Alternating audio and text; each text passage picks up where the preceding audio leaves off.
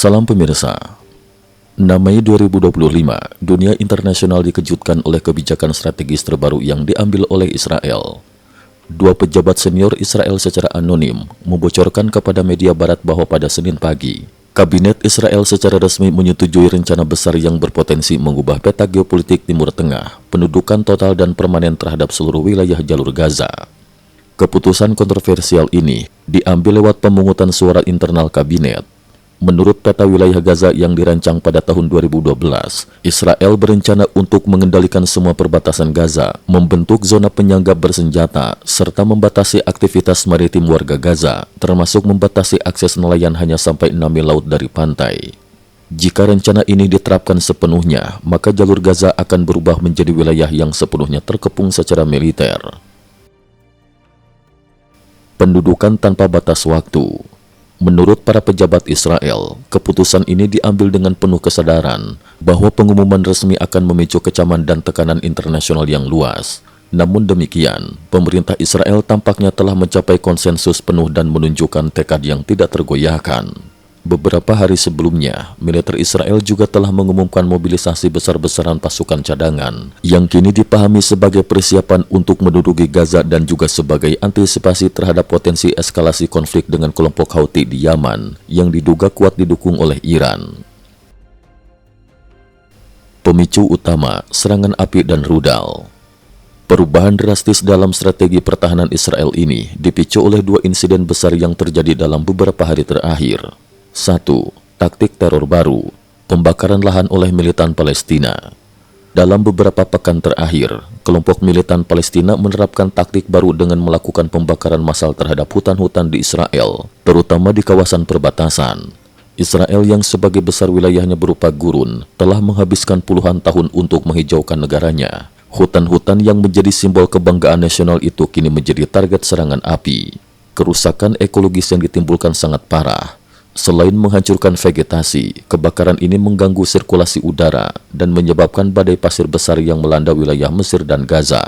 Pemerintah Israel menyebut bahwa taktik ini bahkan lebih menghancurkan daripada serangan roket Hamas pada 2021 karena menggerus stabilitas lingkungan dan fondasi ekologis negara secara langsung. 2. Serangan rudal Houthi ke Bandara Internasional Ben Gurion. Pada 4 Mei 2025, rudal balistik yang diluncurkan oleh kelompok Houthi menghantam wilayah dekat Bandara Internasional Ben Gurion, hanya berjarak 400 meter dari terminal utama. Serangan tersebut menyebabkan luka pada sedikitnya 6 orang. Yang mengejutkan, rudal itu berhasil menembus sistem pertahanan udara Israel yang dikenal sangat canggih dan mampu menghalau ancaman dari udara. Juru bicara militer Houthi, Yahya Saree, mengklaim bertanggung jawab dan menyebutnya sebagai balasan atas agresi Israel. Serangan ini menjadi bukti nyata bahwa ancaman dari poros Iran Houthi semakin nyata dan tak bisa diabaikan. Netanyahu dan Trump kompak soroti Iran. Menteri Pertahanan Israel, Israel Katz, merespon dengan keras dan menyatakan bahwa setiap serangan terhadap Israel akan dibalas 7 kali lipat. Perdana Menteri Benyamin Netanyahu kemudian mengunggah pernyataan resmi yang mengutip komentar mantan Presiden AS Donald Trump pada bulan Maret lalu.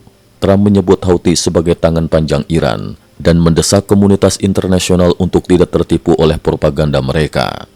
Dalam pernyataannya, Trump berkata, "Jangan tertipu, Houthi adalah kumpulan preman jahat di Yaman yang dibenci rakyatnya sendiri. Serangan mereka selalu diorganisasi dan disponsori oleh Iran." Tiongkok juga dituding terlibat. Selain Iran, Israel kini juga menyudutkan Partai Komunis Tiongkok karena dugaan keterlibatan dalam mendukung jaringan musuh Israel di Timur Tengah.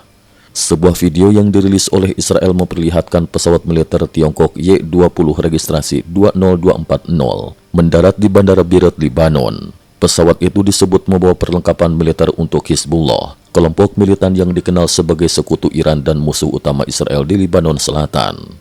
Tak hanya itu, Israel juga menuding Tiongkok terkait ledakan besar yang terjadi di sebuah pelabuhan Iran pada akhir April. Ledakan tersebut diyakini disebabkan oleh bahan kimia untuk produksi bahan bakar rudal dan diduga berasal dari suplai China. Ledakan tersebut menciptakan awan merah pekat, mirip dengan fenomena ledakan pelabuhan Tianjin di Tiongkok pada tahun 2015. Selain itu, Pabrik sepeda motor yang dibangun atas bantuan Tiongkok di Iran juga dikabarkan mengalami kebakaran hebat. Namun laporan media Israel mengungkap bahwa fasilitas tersebut sebenarnya adalah pabrik komponen rudal, bukan pabrik sepeda motor biasa seperti yang diklaim oleh pemerintah Iran. Balasan Israel, serangan udara di Yaman. Sebagai respon atas serangan rudal Houthi ke Bandara Ben Gurion, militer Israel segera melancarkan serangan udara besar-besaran ke wilayah provinsi Hodeidah di Yaman, yang diketahui sebagai markas utama Houthi. Dalam operasi tersebut, lebih dari 30 jet tempur Israel dikerahkan, menciptakan kobaran api besar dan kilatan cahaya yang menerangi langit malam.